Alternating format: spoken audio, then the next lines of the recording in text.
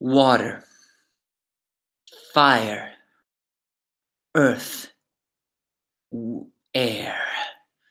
Long time ago, the four nations lived in harmony until the Fire Nation attacked. The Avatar, the only one who mastered all four elements, could stop it. But when the world needed him most, he vanished. Now the new Avatar is Aang, and although young, I believe Aang can make peace into this world. Welcome for those who are watching, if anybody is watching, or if anybody is getting into this one. I say to all of you, all of those that will watch, welcome to another surprising live stream. This time talking about a series I know I enjoyed watching as a kid, and even now, if I must be perfectly honest. Avatar: The Last Airbender. And before, if any, by any chance, asks, no, I will not talk about the movie, okay? I will not talk about the movie. The movie was bad, and it did not do the animated series justice. Let's just leave it at that. Now then, we're done with that. Let's dive into this. Avatar: The Last Airbender is, well, there are many words to describe it. In one place, I could describe it as a sleeper hit. Other I could have says it's a a cult series. Although I don't really think it has the right to be called that much of a cult series. It's also noted to be a very short series, only 3 seasons, but at the same time creating very powerful episodes that a lot of people remember. It premiered February 2005 and ended July 2008. And unlike so many shows, at least nowadays, this was one show that actually managed to finish. Nowadays, this show was nowadays people do not give new shows a chance, and even if they do give a chance, they still don't get renewed. Although technically that's also the fault also lies in us, because nowadays we stream more than we watch, which is probably why people founded the Netflix. If we're gonna stream without viewers, at least let us do it in a different way. Is that right? Either way, this series eventually also spawned a sequel, Avatar: The Legend of Korra, which, by the way, I also saw. And I will talk about that, but not in this one. Well, I will talk a little bit about it. But Avatar: The Legend of Korra is its own series. So one of these days, I will do a let's talk about that. And if I to be perfectly honest, I have more trouble with the Korra than I have with the Airbender. Although Korra at the same time had a lot of things more better than the Airbender had. In the end, it's just a petty argument, and what was better, what was worse, why didn't you like that, you should have accepted that, stuff like that. So I see my guest, my friend Solaris290 came here, and you asked that. Well, I hope if you're still here, I hope that answered your question, because you were the one who asked, did you watch The Legend of Korra as well? Because as this said, yes, I did. Now let's continue with this explanation. First off, the series creator were Michael Dante Di Martino and Brian Konietzko. And then there were a lot of writers, but they were the primary founders of this one. And apparently how they founded this one was actually a very, what is it called? And they have apparently had an interesting life story.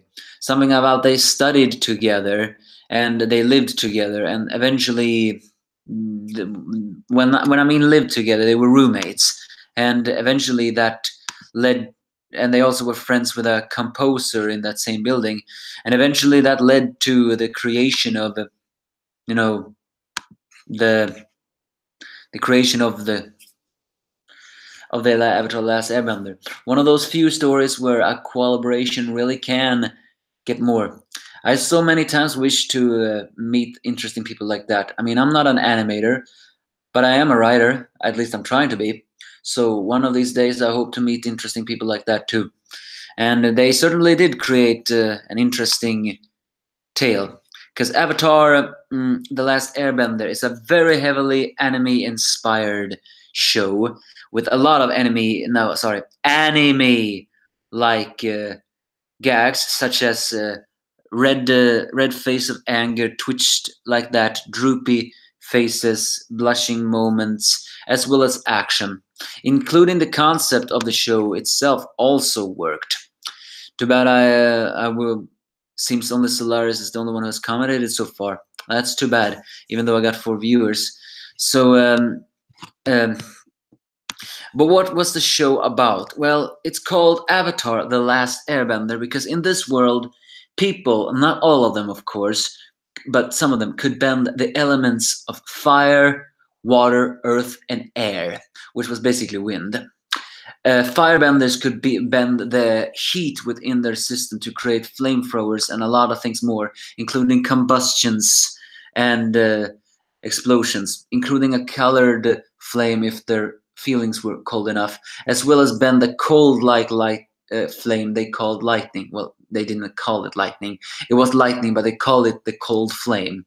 That usually required a peaceful set of mindset, although technically, given the show's situation, I think that was a lie.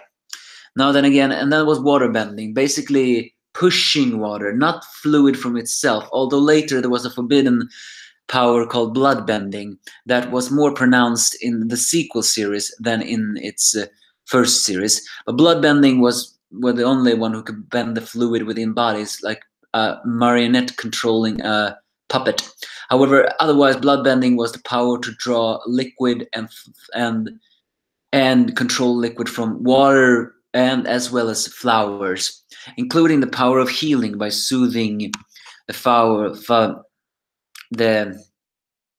the including water and of anything else. It was considered the most peaceful of the bending techniques, at least until Avatar of Korra, where it actually became one of the more violent ones. Then was earth bending, the one that mostly were called the heavy set one.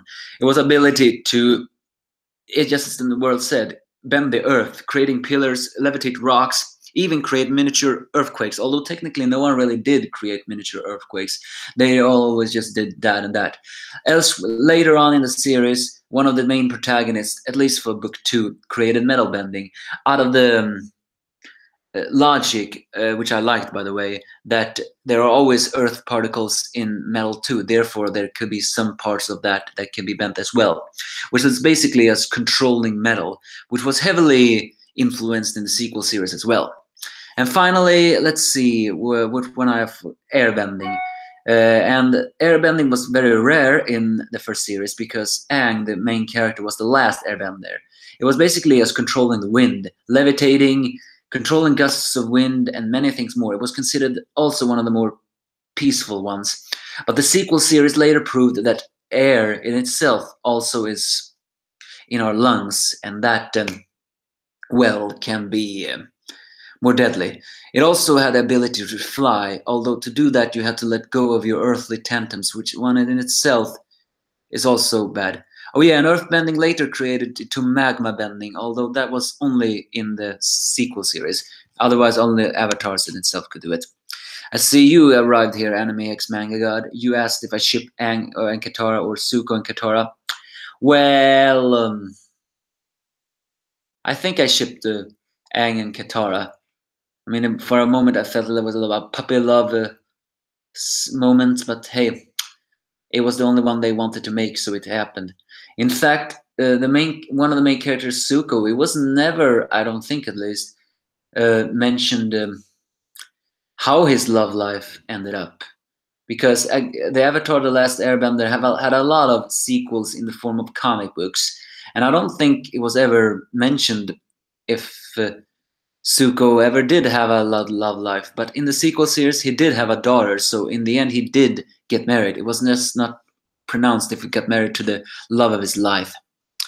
Now then, that's basically the show. And the show in itself also was about the power-hungry military, almost World War II heavily inspired culture of the Fire Nation began invading the other nations 100 years ago when as a comet that they got dubbed Susan Comet came. They eliminated the Airbenders in a dark and twisted genocide. However, the Avatar, who was Aang at that time, had escaped because he was afraid of responsibility. When a storm almost drowned him and his flying bison, don't worry, I will tell you what that is later. The Avatar state saved them by freezing them in ice, and so they did for 100 years, while the Fire Nation took over a lot of the different cultures, including water civilization and the beginning of the Earth civilization. Later on, 100 years later, two water tribes of Sokka, sarcastic and a little bit sexist warrior guy who is also a bit skeptic nature, yet at the same time lighthearted and a genius, and together with his sister who has shown deep prodigy for waterbending, and is also a very big beauty, stumbles by accident upon the frozen, not remains, but the frozen body of Aang, who is not only the last airbender in the world, but as well as the Avatar, which they soon find out. And his destiny to save this nation as the Avatar, because the Avatar is the only one who can bend all four. The reason for that was explained in the sequel series. And he has a heavy duty to not only dethrone the Fire Nation, but unite the other nations again. This is a journey of action, fantasy, and a very heartwarmingness of comradeship.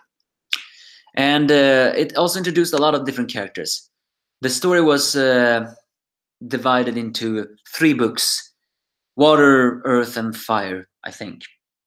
And each and every one had their own charm. But we'll get to that later. Oh, I see you asked me another question here.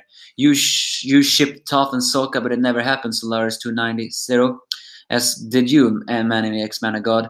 You know what? Me too. I also shipped that. Mostly because in the sequel series it was said that Toph was a woman who really got around, so I'm actually surprised that, well, you know, she and Sokka just didn't do it. However, I think we will talk about that more in the end, if I remember it, of course. This show and the environment in itself also was highly praised, mostly because it was heavily inspired by Asian culture. Well, duh, it was based on anime. But one of the most likable things was the way they created chimera-like beasts. The humans in this world could bend, but not all of them. While they had animals around them who were basically chimera beasts, like a flying bison. I think a combination of a bison and it had ability to float. And then, of course, badger moles, although those were normal one. Wonderbats, crow lizards was just the same one as you said. Platypus bears was basically a platypus in the body of a bear. And yeah, many more. It also had spirit beasts who looked like animals, but they were more wise characters. Although technically none of them were wise. They were more like human hating. But given the corruption of the human, it's definitely not that impossible to think that. The show it's in itself is.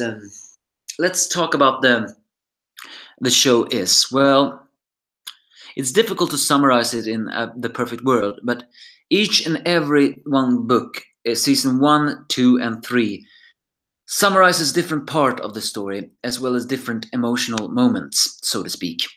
The main characters in this story is Aang,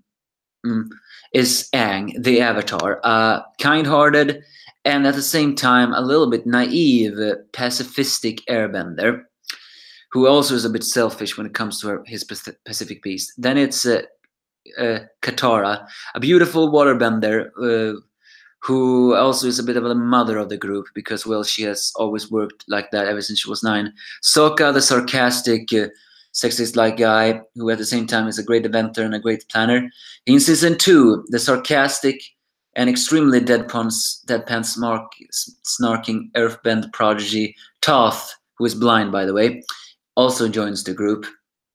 And the other character who would from villain to villain protagonist and to finally hero would be Prince Zuko, a damaged firebending prince of the Fire Nation that would eventually evolve into a wise prince and realizing that there are other things in life.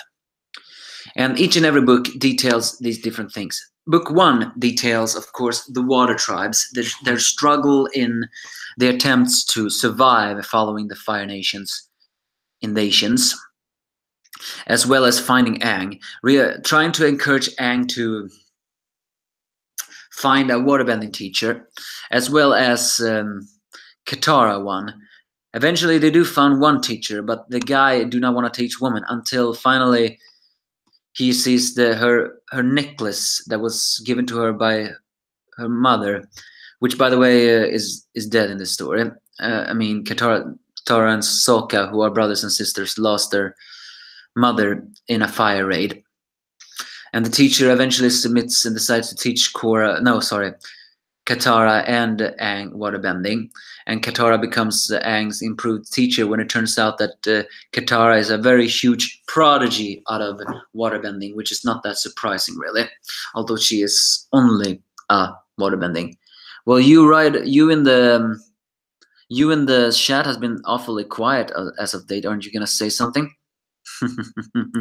Although I have only 4 this time. I had more last time. And in the book 1, Sokka also finds love in a beautiful silver-haired princess of a water tribe. However, they're pursued by Prince Zuko and his comedy uncle Iroh. Eventually, though, Emerald Sao, a violent and rageful fire-bending general, tries not only to capture Aang but also to destroy Tui and La, 2 waterbending spirits in the water tribe. Eventually, Yue, the princess, has to sacrifice her life to make sure that they come back to life. So Sokka says goodbye to that. Book 1 is basically about the introduction of the characters, Aang's inner struggle, especially when we see flashbacks of his life living in the Air Temple 100 years ago.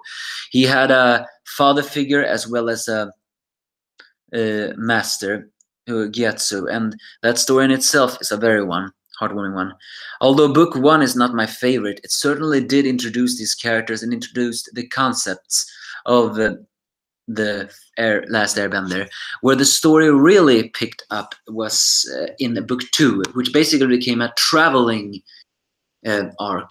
They traveled to the Earth Kingdom in order to not only find an Earth bender to teach Aang, but also to find a way to defeat the, Fire Lord. The story takes a very interesting turn as we see a lot more action, a lot more evolving, and a lot more adventure. And it also introduced the fan favorite character that was Toph, the sarcastic blind earthbending, who would later become not the greatest airbender of them all. No, earthbender of them all. Sorry if you cannot hear what I'm saying. I talk. This is the way I talk, okay? I want to be a voice actor. Unfortunately, I think that career will never happen.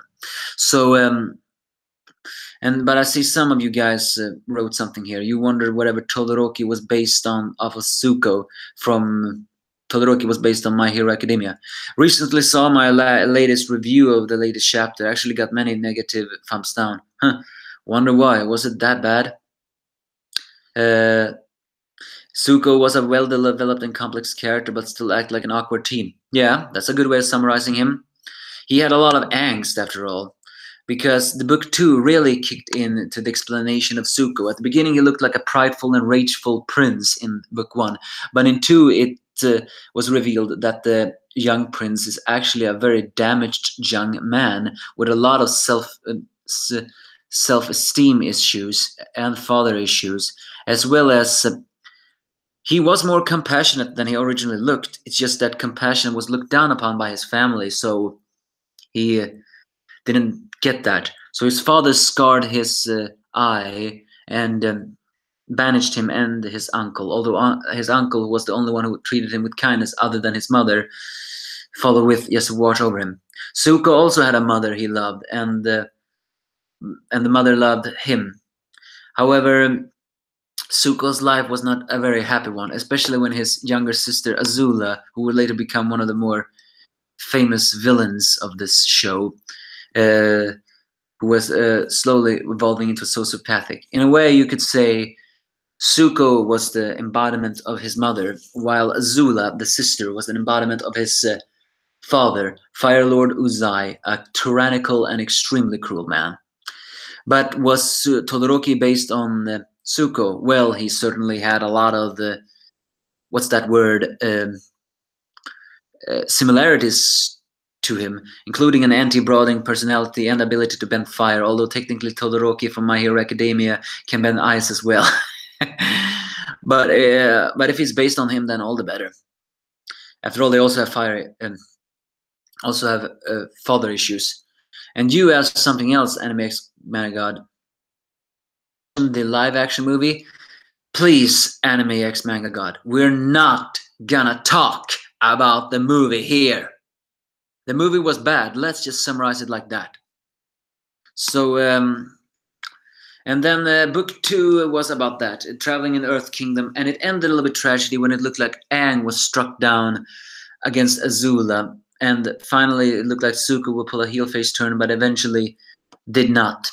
Book 3 finally summarized the entire plot in the Fire Nation, where Aang was survived and lived in the Fire Nation for a little longer, like a normal kid with hair. And by the way, he looked kind of good with hair, but he had a shaven hair because, well, that was the traditions of the airbending monks of his people. And Zuko finally realizing what he really was, eventually finally joined the gang after a lot of trials, been an anti-hero, an enemy, and finally an enemy to a friend, and at last, long last, a friend and an ally. He became Aang's firebending teacher, and together they decided to defeat Ozai, which Aang eventually did. And he did that by learning a new power, an energy bending, the power that only the Avatar could do, bend the energy from within someone else, and took away Fire Lord Ozai's most powerful weapon, which was his extremely powerful firebending.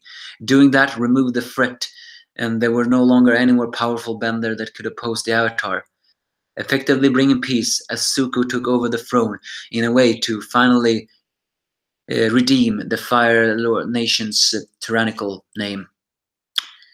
And what do we have here? We have a new guest, John Boy. Well, hi there, my man. Been long since I've seen you. And it seems like you have seen Nanatsu no Taizai episode 1. Well, you know what? I haven't seen that yet. But I may do it in the future. We'll see how it looks like. Glad to see if you are joining here. We still haven't seen the Heart Knight 6. I thought I would get some new... I saw some Twitter people liking my video, no, my discussion about this on Twitter.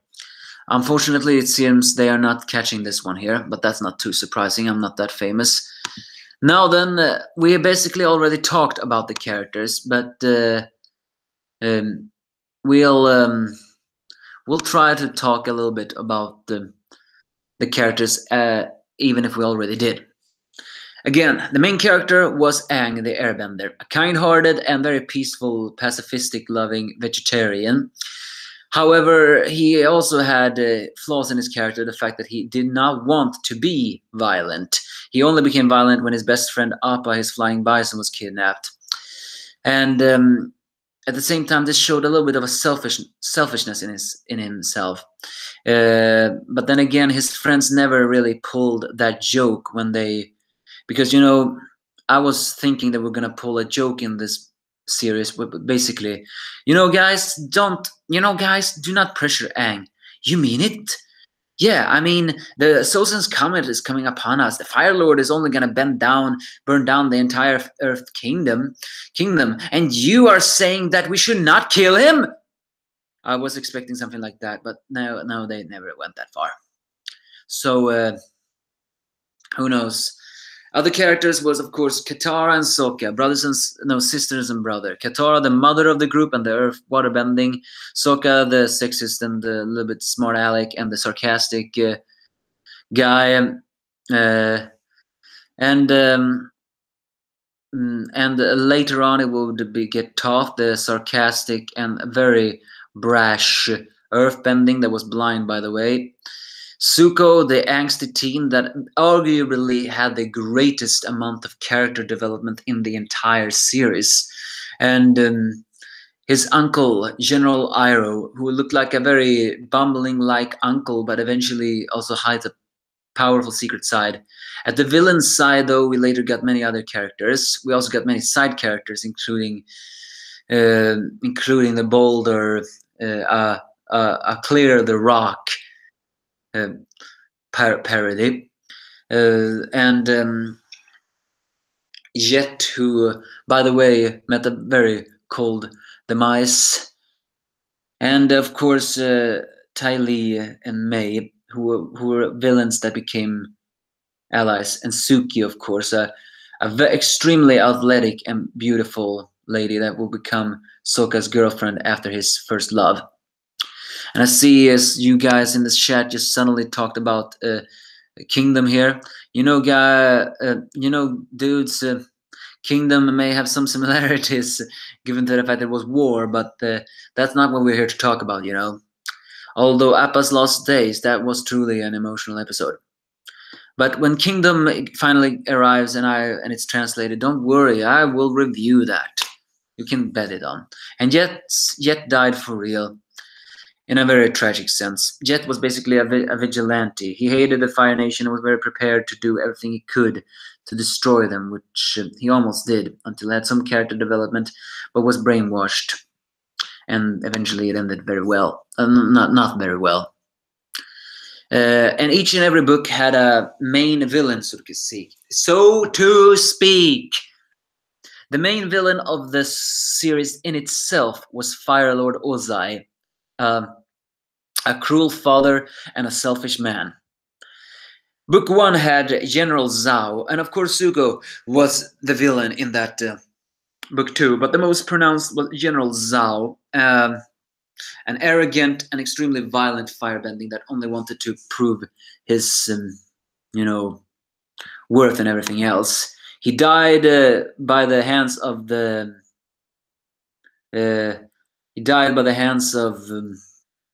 a water spirit. One, Zuko tried to save his life, but he refused. Book 2 had the villains of the form of Azula, as well as an earth-bending, brainwashing master, who was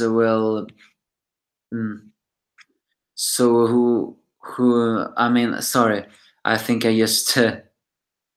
I think I just forgot what his name was. No, Long Feng, and also the Dai Li, a silent earth-bending police that was clearly based upon something. I just cannot remember who they were based on. And what nation was Jet from? Not sure, but I think he was from Earth Kingdom, given to the fact that it did not have any clear connection to the Fire Nation and stuff. Oh, and Animex Manga God, you mentioned the Black Manga Critic. You know what? He actually was one of them who liked my tweet, so I thought I would catch him in this live stream, but alas, I would not. So, and apparently he praises Heki from Kingdom. Well, good for Heki then. And then finally, book 3 had at long last the main villain Ozai, as still Azula as the main villains.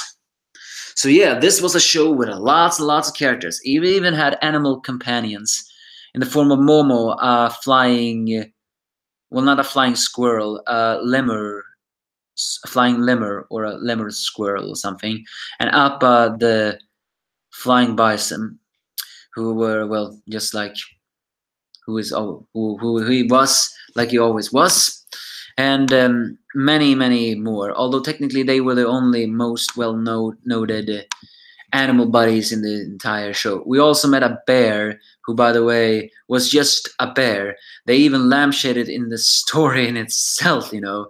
Like, wait, is he some platypus bear? No, just a bear, they said. And then they said, oh, this place is weird. Yeah, you're right. It was extremely weird. But hey, it was the Avatar series, so they managed to break many boundaries, although technically they only succeeded in breaking the boundaries until a lot later. Now then, let's dive into the voice acting, because the voice acting is it's a mix of both amazing and other, well, you know, underachieving, so to speak. Because Aang was voiced by Zach Tyler Eisen, a now retired voice actor who was just a young kid by that time, and he was the only one who voiced Aang. I mean, I think someone voiced him in the pilot, Mitchell Moso, I think. So why he was not the one who continued voicing him is anyone's guess, because Zach is retired from voice acting. Katara is voiced by the now extremely famous voice actor and actress, although technically, to be fair, she is more famous for her voice acting business than she is of her acting. Mae Whitman, who has many voice acting things under her belt, including Rose, the Hunts girl in American Dragon, Jake Long, Tinkerbell in the Disney Fairies franchise, Little Susie in Johnny Bravo, and of course, most recently, April O'Neil from the 2002 generation's Teenage Mutant Ninja Turtles. And also, she's the voice of Yuffie Kisaragi, the most famous, no, not the most famous, but the famous Final Fantasy VII character in Kingdom Hearts 2. A young girl who evolved into a young woman and has surprisingly evolved into a very versatile character, although arguably she is most famous for her voice acting. She's also famous for voicing Heather in Dragons Riders of Berk. So yeah, I'm just saying she has a very good voice acting career ahead of her. And she continues. Oh yeah, did I mention that she's also in Young Justice voicing Cassie, aka Wonder Girl, in season 2? The amount of things she has done in voice acting is amazing. So I hope she continues doing it. Although, given how she evolves, I doubt she will. And let's now see here. What have you guys written in the chat this time? Avatar: The Last Airbender was dark as fuck. Are you talking about something else now? I mean, it was dark, but it wasn't exactly dark like that. Sao from the Kingdom will die like Sao from our Avatar: The Last Airbender. Well, you suddenly got a lot of Kingdom talk when we're talking cartoons here, people. Other actors were Jack Desana, who played Sokka, apparently still in business, although not arguably not as famous. Jessie Flower, who would voice Toth, although I don't know what she does nowadays. Apparently, she voiced Eiko Carol in the world of Final Fantasy. If you don't know who Eiko is, then you clearly have not played Final Fantasy IX. And another famous voice is Dante Basco, an old man who is famous voicing teenagers, including the fact that he was American Dragon Jake Long, and has voiced many other characters in many different shows, including Scorpion in Ultimate Spider-Man, and many characters in many different shows. Yale Kill from Star Wars Rebels. So this is a man who has some voice actings on his belt. Apparently, Sivo 3 as well. So here's a guy who also has a lot of voice acting on his belt, and is arguably very famous. The fact that, despite the fact that he's over 43 and can still sound like a teenager, is pretty amazing. He even has lampshaded himself. He has such a young voice that is suitable for these kind of things. I think it's a blessing and a curse. A blessing because we need young teenaging sounding characters that are over 40 to voice characters in these animation cartoons. But at the same time, I think it's causing them angst because they cannot really be taken seriously as some voice actors do. Who knows? Who knows? I'm not a voice actor yet, so I cannot tell. Although technically, I have always cursed Ralph Macchio, the guy who played Karate Kid, for never trying to become a voice actor, because I saw his cameo in Entourage, and let me tell you, the guy has such a youthful voice that he could have become an excellent voice actor. Alas, I don't think he will ever be. So it's bad. Other famous voices was Mako, a Japanese-American actor, famous for Pearl Harbor, for the first season 1 and 2 before his untimely death, where Greg Baldwin took over. And finally, we're getting into the little more famous list. D. Bradley Baker, arguably after Frank Welker, one of the most famous voice actors of date. Also had voice acting here, but he voiced basically every single animal in the show. Yeah, I kid you not. He is, I think he could be called one of the successors of Frank Welker. While he clearly doesn't have that versatile voice like Frank Welker has, the fact that he can voice animals extremely well is immensely impressive. D. Bradley Baker voiced Appa and Momo and many, many other animals that appeared in the show. And then we got to the villains. Grey DeLise, although technically her most famous name as of date, Grey Griffin. She apparently is, remarried, so now she's known as Grey Griffin. But back then she was known as Grey DeLise, voiced Azula, and she's also an extremely famous voice actress. The amount of things she has done in the voice acting business is impressive. To count off a few of her most famous roles: Vicky, the Fairly Odd Parents; Samantha Sam Manson from The Danny Phantom; Mandy from The Grim Adventures of Billy and Mandy; Frankie Foster from The Home of Imaginary Children; Yumi Yoshimura in Hi Hi Puffy Yummy; Kimiko Tomihiko in Challenge Showdown; and of course, most recently, Lola, the dirt-loving twin, and Lana, the Lola is the pageant-loving twin, while Lana is the dirt-loving twin of the Loud House, as well as the baby in the family, Lily Loud, from the famous series Loud House, which, by the way, will one of these days be. I will one day talk about the Loud House too. And in case you like the Loud House and all that, please make sure to check out my reviews of season 3, because I am planning on reviewing season 3. So yeah, Grey DeLise, or Grey Griffin as we can call now, is an extremely famous voice actress and one of the most versatile voice actors out there. And yes, you asked me here something, Solaris 291.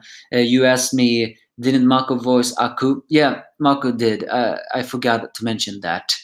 Is the fact that Mako is long since dead, so I didn't check it out. I watched Samurai Jack. I even watched the last season, but I don't know if I ever will talk about it.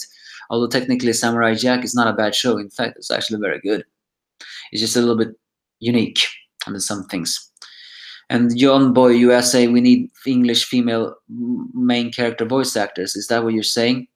Well, we have actually a lot. Unfortunately, a lot of them are usually the same women, to be fair. It's a tough world being a voice actor. Those who get a lot of voice acting jobs are extremely famous and extremely good, but hey, it's what it is. And what's this? You say that King Rickon is gonna have a live stream of chapter 244. Well, that's good for him. Other voice actors later. Jason Isaac voiced the season 1 villain General Zhao. He's a British speaking, but he talked in half American at that time. Clancy Brown, arguably one of the most famous villain voice actors of date, um, voiced the corrupted earthbending Son Fong. He is famous. The amount of things he has done is extremely long.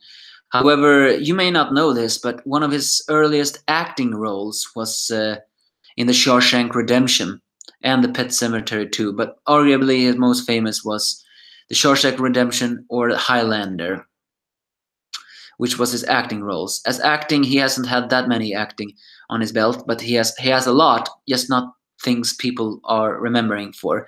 In voice acting, though, Clancy Brown has voiced a lot of famous villains, all from Lex Luthor, the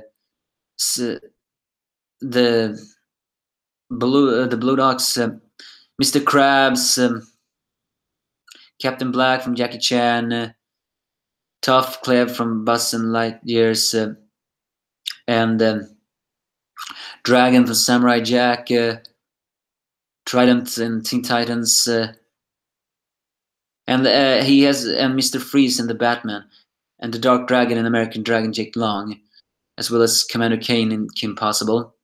However, he's also famous for Wolverine and the X-Men's Mr. Sinister, Destro in G.I. Joe Renegades, and Taskmaster in Ultimate Spider-Man.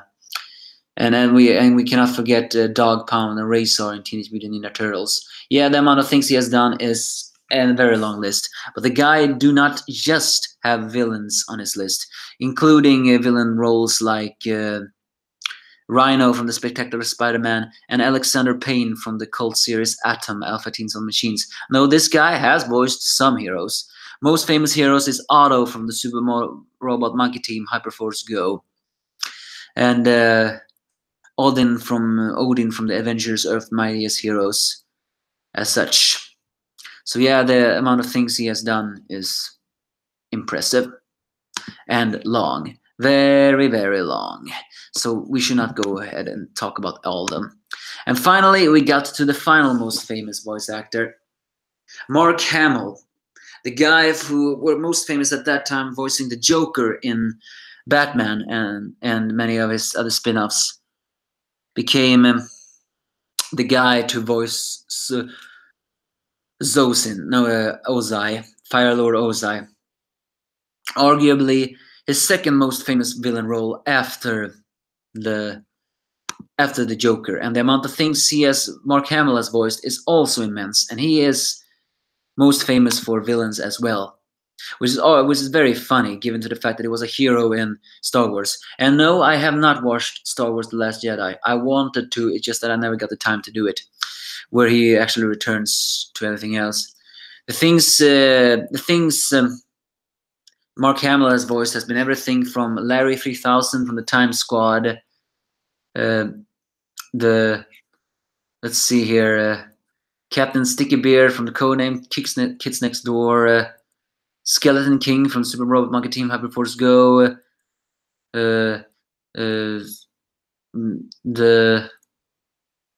let's see here, Skips from the regular show, Quarry from Generation X, Claw in Avengers: Their Mightiest Heroes, Crybaby Clown, Abraham Kane from Motor City, Nightmare and Ox and Armin Zola and Ultimate Spider-Man, and yeah, many more.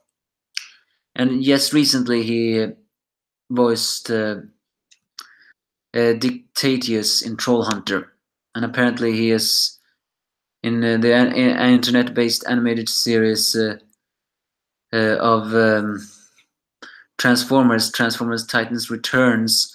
He was Megatronus.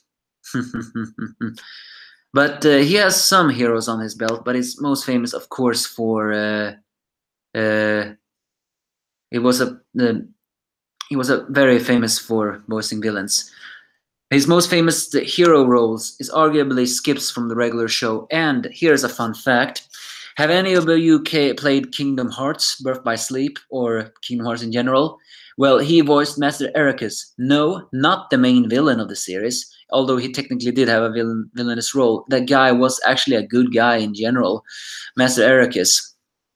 And the only reason why he got that role was because, well, the creator of the, you know what, wanted to have a Luke Skywalker-like character in it all. Oh yeah, I forgot in DreamWorks Dragons, based on How to Train Your Dragon, he was Alvin the Treacherous as well, who's, by the way, evolved from villain to hero, sort of. So yeah, the amount of things he has done is immense, and talking about them all will be a very waste of time. But these were the most famous voice actors of this series, and they all pulled extremely well. The series in itself was, let's see if it says here. The series in itself was voice direct. Well, it doesn't really say here, but yeah, I see. One of the commentators said that he was Sticky Beard in Codename Kitchen Next Door. Yes. Solaris 290, Mark Hamill was Sticky Bear. So when you asked me something else, Man, Enemy, X Manga God, you asked if there should ever be another live action Airbender. No, I don't think so. And Angry, will you be watching the Reverie Part 3 stream? Only if you tell me where that is. I mean, I don't think I'm gonna be capable of watching it, but what's that? Is that a YouTuber? Angry for Reverie 10? A new YouTuber or something. I mean, I don't think I will have time to catch it, but if I do, I'll try. And I'm just gonna check out something here so I know I got the right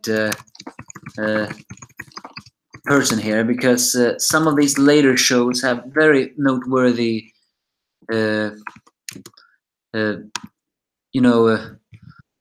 voice directors, so to speak. And I need to check if it really was who I thought it was in this one. Yes, it was Andrea Romano, one of the most famous voice acting directors of her time. Voice directed the entire cast. So let's see here. Angry for Reverie 10 was on King of Lightning's channel? Huh. Well, sorry, bro, I don't watch King of Lightning. Not that he and I ever talked, but I just didn't get along with his talk. I thought he was too much of a joke character. Don't get me wrong, his reviews are way better than mine. It's just that I do not watch them. So it wasn't him there. What was he going to talk about?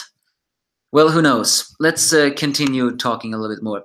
The strong points of the series was Avatar: The Last Airbender. The strongest ones was its fantasy, the earth bending. I mean, the bending itself was very heavily inspired by martial arts, and the characters. The characters really grew on you. The art was amazing, and the animation was just fluid. It was arguably one of the best animational things that have ever been created. But it did have its weak points, and its weak points mostly lie the fact that some episodes were just there to create a filler, like the Cave of the Lost Lovers or something like that, and other and also that the tale of the, what was it called? The tale of those acting people or whatever. It's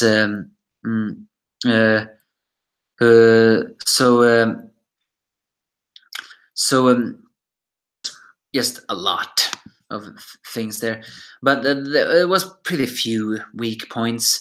The show in itself was very strong, but there was still some questions left unanswered, which the sequel series did answer. However, that sequel series is a lot more controversial, although it's definitely not a bad show. So before we talk a little bit about that, let's talk about my favorite episodes of these seasons, so to speak. Let's see what one of my favorite episodes in Airbender of season 1. Well, that may have been the episode 3, the Southern Air Temple, which detailed Aang's past. That was a very emotional and sad story. Then there was episode 5, the King of Omamusha, was introduced Boomy, an old friend of Aang from 100 years ago, who was an old man but very eccentric and cool, so to speak. Other well, and then there was episode 14, the Fortune Teller, which detailed that sometimes fate can be decided by those people who change it.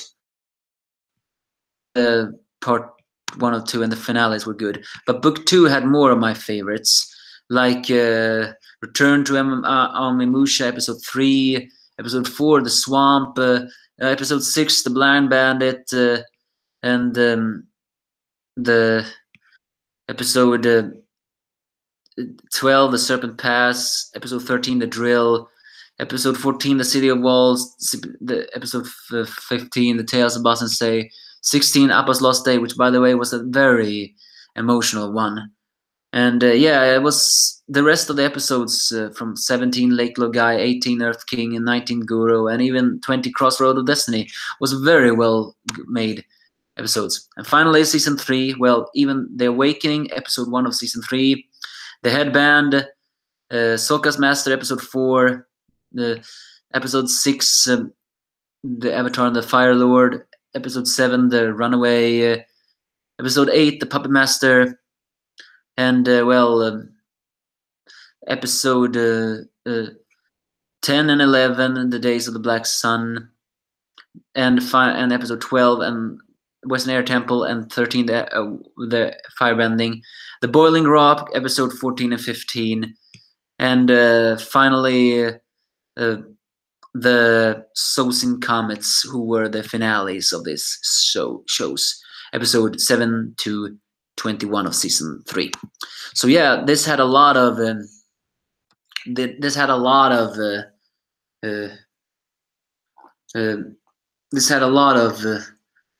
episodes that was very, very well known and very, very good. So I recommend the Avatar: The Last Airbender, even though it was voiced by kids, who, by the way, I think they could have had female voicing those characters, but I think it was better that they had young characters voicing them. It created a more authentic voice in these situations. So I will recommend Avatar: The Last Airbender to anyone who likes fantasy, action, and character development, because it had all of that. And it may look childish, but it had surprisingly deep emotion. I'm kidding you not.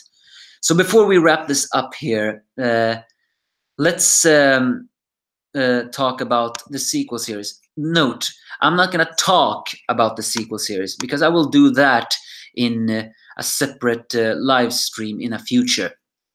However, Avatar: The Last Airbender was also good because it eventually got a sequel, Avatar: The Legend of Korra, which detailed a much more mature theme than Avatar: The Airbender did, as well as shown a remarkable, I want to say, achievement in a way. Again, the Team Avatar, as they were called, of Sokka, Katara, Aang, and Toph, were all kids who eventually became heroes, as well as Zuko, of course. However, the sequel series did show that growing up do not always have to mean that you will always be the hero. The sequel series showed a very deep impact that as parents, those people may not have been the best of parents, and that shows a remarkable things, showing that as you're young, you are innocent in one way, but when you grow older, it's just very difficult to connect to people in a different way, so to speak, or something similar like that. And you asked if Korra had any animal companions. Well, of course they had.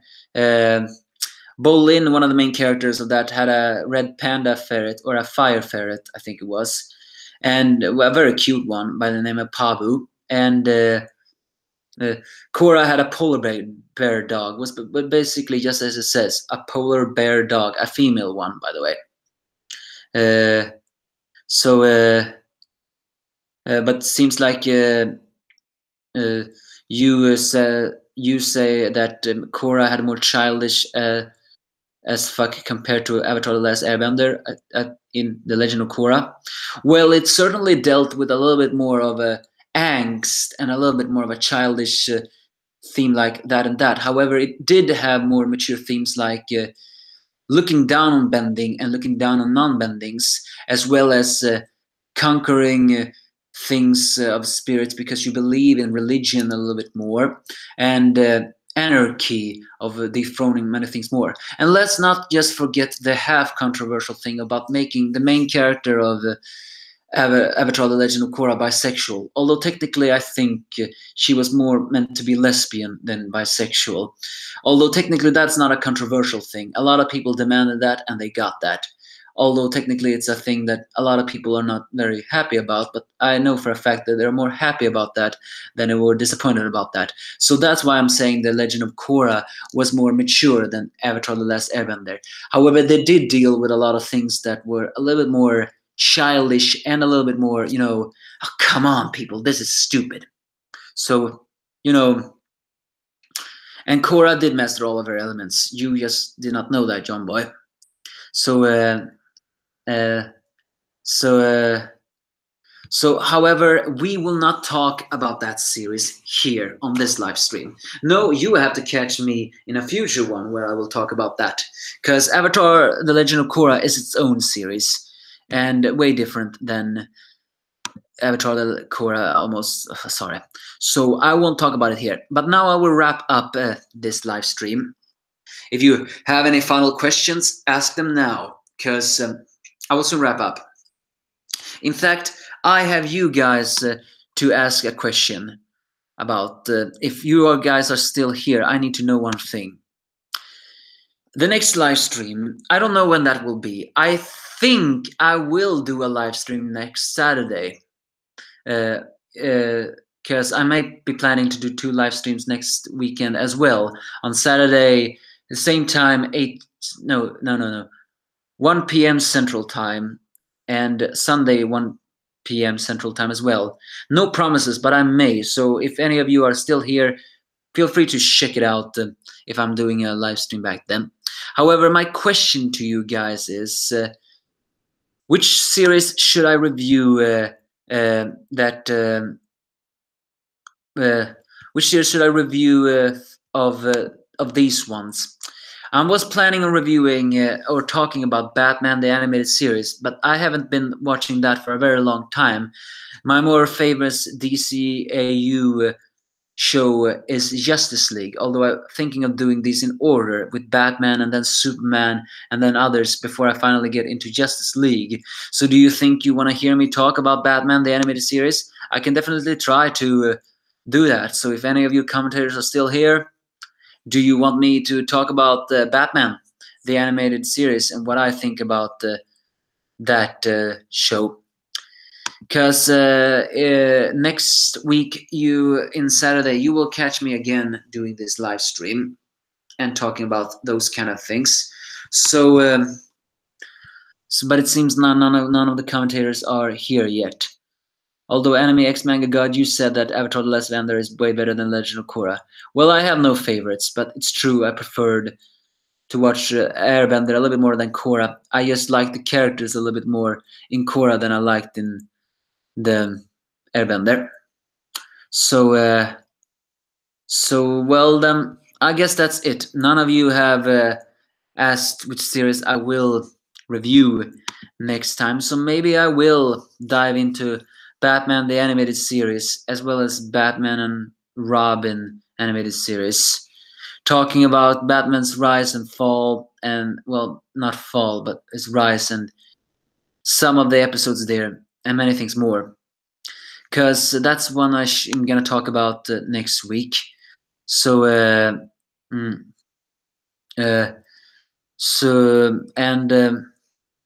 on Sunday, if I'm doing a live stream on Sunday, I will talk about The Gargoyles, a cult series from Disney. However, next week you may see me on Saturday talking about Batman the Animated Series. So catch me around 1 p.m. Central Time or 2 p.m. New York time and see if you want to see me talk about that series a little bit. Again, I haven't seen that for a very long time, but I definitely should talk about those series. So I will try to talk about those series. That's all I have to say about this. I recommend Avatar: The Last Airbender to anyone who hasn't seen it. I think, it's true. Maybe it's better to watch that than Korra. And a very interesting tale and a very inspiring one. So with that, I will wrap up this live stream talk about the core. I'm giving Avatar: The Last Airbender, I think, a 9 out of 10. It's a very well made show. So you give me your thoughts if you have any on this page. But now I am saying all to you. Bye for now, and I'll see you all in another comment.